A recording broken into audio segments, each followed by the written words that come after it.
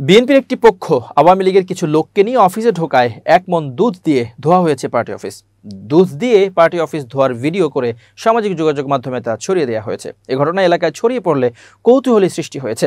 বুধবার 6 আগস্ট রাতে উপজেলা ছাত্রদলের যুগ্ম আহ্বায়ক তৌহিদুল ইসলাম তৌহিদের নেতৃত্বে দলীয় কার্যালয়ে দুধ ঢেলে পরিষ্কার করা হয় পুরো অফিস চত্বর। এমন ঘটনা এলাকায় ব্যাপক আলোড়ন সৃষ্টি করেছে। ছাত্রদল ও বিএনপি নেতাকর্মীরা জানান, 5 আগস্ট ছিল গণঅভ্যুত্থান দিবস। এই দিবস উপলক্ষে বিএনপির বিজয় মিছিল ছিল। তবে সেই মিছিলে বিএনপির একটি পক্ষ আওয়ামী ফ্যাসিবাদের দোসরদের নিয়ে দলীয় কার্যালয়ে প্রবেশ করে।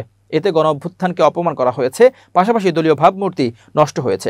এর প্রতিবাদ স্বরূপ ফ্যাসিবাদের দোসরদের প্রবেশ সে কলুষিত কার্যালয়কে প্রতীকীভাবে শুদ্ধ করতে 1 মণ দুধ দিয়ে ধুয়ে ফেলার সিদ্ধান্ত নেয় ছাত্রদল ও যুবদলের নেতাকর্মীরা। এই বিষয়ে জানতে চাইলে কালিয়াকৈর উপজেলা ছাত্রদলের যুগ্ম আহ্বায়ক তৌহিদুল ইসলাম তুহিন গণমাধ্যমকে বলেন, ঐতিহাসিক অভ্যুত্থান দিবস ছিল। ওই দিন আমাদের একটি র্যালি ও মিছিল ছিল, কিন্তু একটি পক্ষ আওয়ামী লীগের এজেন্ডা বাস্তবায়নের জন্য আওয়ামী লীগ, যুবলীগ, ছাত্রলীগ নিয়ে পার্টি অফিসে প্রবেশ করে। এতে আমাদের পার্টি অফিস কলঙ্কিত হয়েছিল। পরে আমরা 1 মণ দুধ দিয়ে পার্টি অফিস ধুয়ে ফেলি।